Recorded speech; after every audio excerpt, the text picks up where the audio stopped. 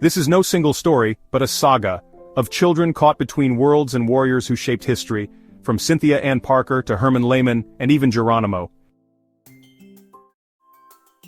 Our story begins with a young girl kidnapped by the Comanche. She was only 9 years old when her life changed forever. In 1836, Comanche warriors raided her family's Texas settlement. Cynthia Ann Parker was taken and raised among them, where she embraced their way of life completely. She grew up speaking their language, mastering their customs, and later married a respected warrior, Peta Nocona. Together, they had 3 children, including Quanah Parker, who would rise to become the most famous Comanche chief. But in 1860, after more than 2 decades with the tribe, she was violently recaptured by Texas Rangers. Her infant daughter, Prairie Flower, was torn from her arms during the attack. Even more tragic, Cynthia never saw her husband again. He is believed to have died heartbroken after her capture. To her, the world of settlers was no longer home.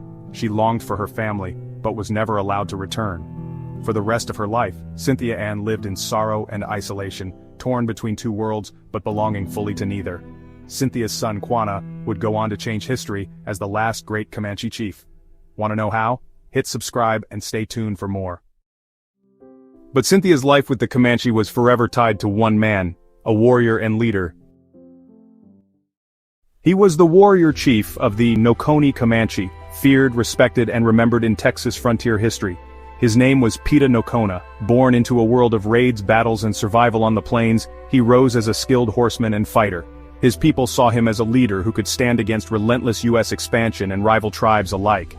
Peta Nocona is best known for his marriage to Cynthia Ann Parker, a white girl kidnapped by the Comanche as a child, who fully embraced Comanche life. Together they had children, including the future Comanche chief Quanah Parker. But his story ends in tragedy. In 1860, during the Battle of Pease River, Texas Rangers attacked his band. Many believed Peta Nocona was killed that day, while Cynthia Ann and their young daughter were captured. But Comanche accounts, especially from his son Quanah, insisted he survived Pease River, only to die a few years later from wounds or illness. What is certain is his legacy. Through his son, Quanah, Peta Nocona's bloodline shaped the final chapter of Comanche power on the frontier. Far from the Comanche plains, another child was born to a German father and a former slave mother. In the 1800s, a young German man named Ernst Moritz Lehmann arrived in America. Like many immigrants, he carried hopes for a new life. He was working in the local community, assisting newly freed African Americans, when fate brought him together with Augusta Johanna Adams, a woman who had been born into slavery. Their meeting would change both their lives. Their union defied every expectation of the time. Despite the dangers, they built a family together, raising children who lived at the crossroads of 2 worlds, German heritage on one side, African American on the other. Their story stood as a quiet rebellion against the strict racial lines of 19th century America.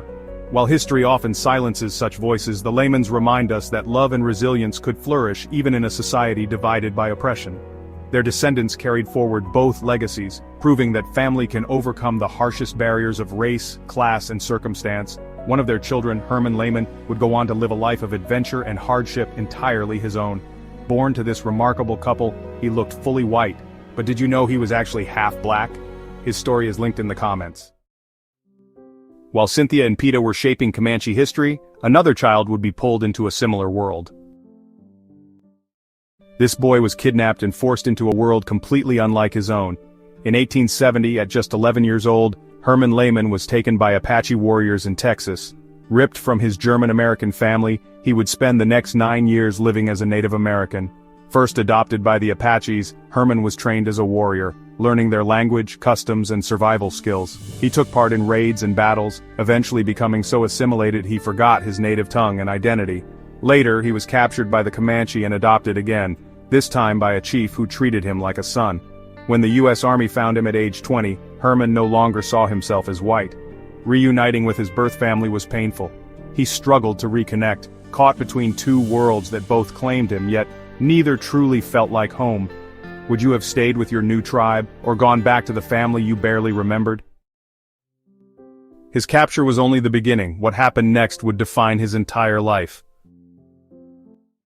After years among the Apache and Comanche, Herman Lehmann was forced back into white society. But he no longer felt like the boy who had been kidnapped. He was Apache. He was Comanche. 1877, struggling between 2 worlds, Herman often found himself restless, caught between the life he knew and the life expected of him. That's when he met Quanah Parker, the famous Comanche chief, and the son of Cynthia Ann Parker, a white captive like himself. Quanah understood Herman's struggle. He urged him to find peace, to build a future instead of living in the shadow of the past. At Fort Sill, Quanah welcomed Herman as a friend, showing him that survival was not just about war, but about adapting. What's shocking, Herman admitted that even after years back in Texas, he sometimes longed to return to the Comanche way of life, so much that neighbors still called him the White Comanche. It was a name he carried for the rest of his life. In the end, Herman lived out his days on a farm in Texas, forever shaped by two nations that had once been at war, a man raised in captivity, who carried both worlds inside him. Did you see part 1, how he was kidnapped and lived? Links in the comments. As Herman struggled between two worlds, another figure born of both cultures was rising to prominence. This man was born into two worlds but belonged fully to neither. His mother, Cynthia Ann Parker, was a white woman kidnapped in 1836 at just 9 years old and raised by the Comanche. His father, Peta Nocona, was a respected Comanche chief. Quanah grew up to become one of the last great leaders of the Comanche people. He was known for his fearlessness in battle, leading raids across Texas as settlers pushed deeper into Comanche lands. But after the U.S. Army forced his people onto reservations, Quanah adapted in ways few could. He became a bridge between cultures, meeting with presidents, adopting aspects of American life, and even becoming wealthy as a rancher. Yet he never abandoned his roots. Quanah wore his hair long, kept multiple wives in Comanche tradition, and fiercely defended his people's identity. He even formed a lifelong bond with Herman Lehmann, a white boy captured and raised by the Comanche. Yet Herman's extraordinary path had begun with one man, his kidnapper. Do you know who captured the boy Herman Lehmann in 1870s Texas? It was an Apache warrior named Chevato.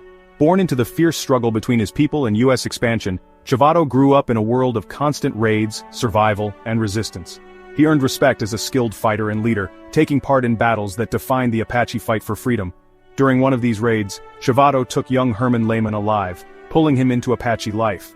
But this was only one chapter of his remarkable story. Few know that Chevato later switched sides, becoming a scout for the U.S. Army, fighting against his own people, even tracking Geronimo.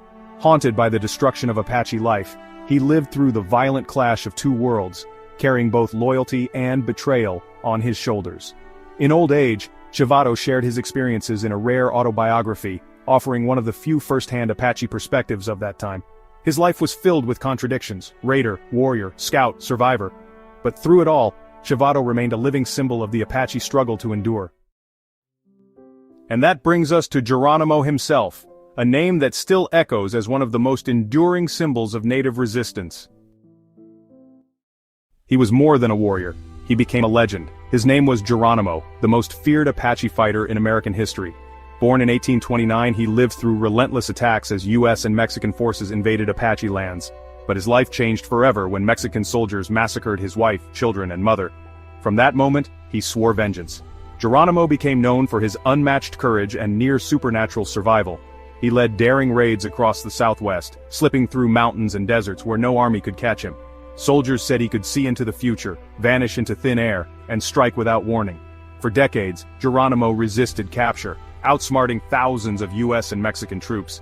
He finally surrendered in 1886, one of the last Apache leaders to do so. To some, he was a brutal enemy. To his people, he was the embodiment of resistance, refusing to bow to conquest. Geronimo's name still echoes today, symbol of fear to his foes but of freedom to his nation. Which story surprised you the most? Let us know in the comments.